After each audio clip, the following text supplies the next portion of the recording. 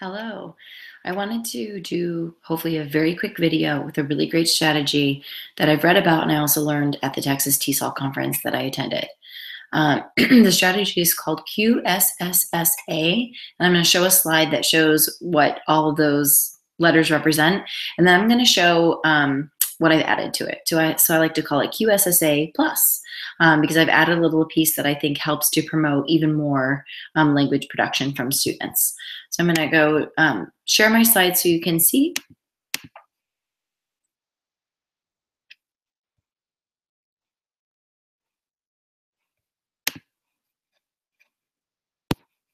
Sorry, this part always looks really funky and takes a moment.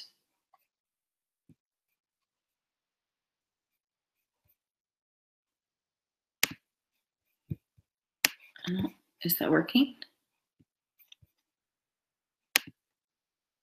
Hopefully this is working. So QSSA plus, and I call the plus part he said, she said. So essentially QSSSA is a strategy that you use for questioning students and making sure that everyone has ample think time and everyone can participate. Q stands for question. You're going to ask a question based on the key concept. Signal means you provide students a way to indicate that they're ready. So making sure that you give students time to think about the question you've asked is absolutely essential for ELLs. I like to ask students to show me a thumbs up just by their chest when they're ready. That way there's a little bit less pressure than if students have their hands waving. That tends to make other students feel like they should be ready even if they're not. And then they might tend to raise their hand when they haven't really thought about the answer. I tend to give think time until literally every student has their thumb so that every student is ready.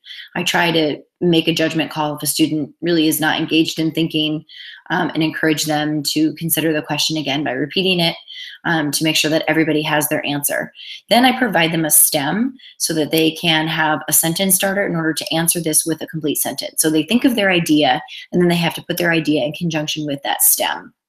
And sometimes I actually reverse the order so that I give them the stem first and have them think about it and then have them signal me once they've got it. That way they have the great language to begin with. Then I have my students share. This is when they do their precision partners or just get together with the partner.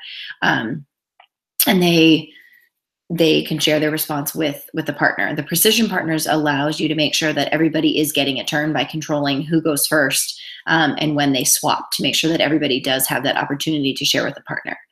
Then typically I go to the assess part where I randomly select participants by pulling a stick or something like that, and they can share their answer.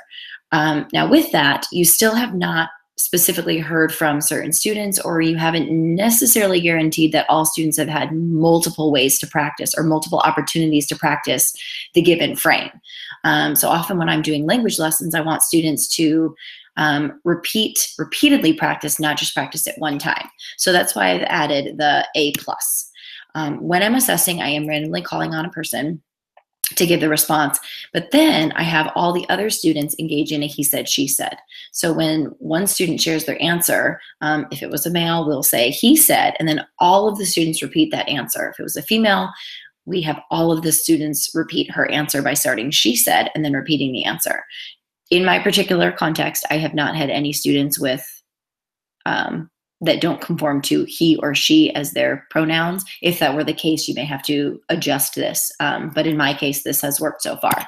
So here's an example. Recently, with first graders, we talked about the seasons and we were using different action verbs. So they had to say during blank, which would be the season, I can blank. And that's where they would fill in a verb and add some detail.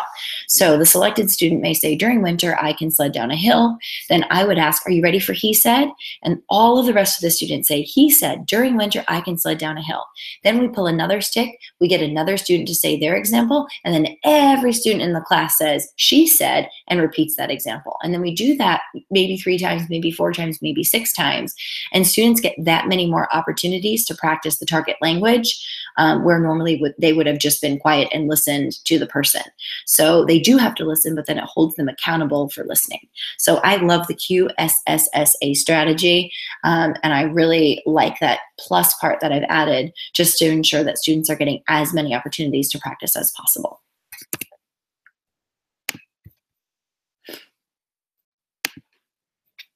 That's pretty much it. But the QSSA is a great strategy that goes along with precision partners that we're doing anyway.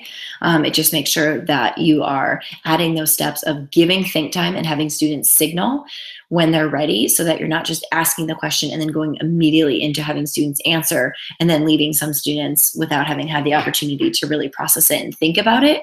And then they're done. They're not going to take that. So they need that time upfront to think about their answer, so that when they're asked to share with a partner, they have their answer ready, or that when they're called upon to share with the entire group, they've had time to think about it before they had to practice it. And then sharing with the whole class is kind of that extra layer of practice, and they're prepared for it. That's it.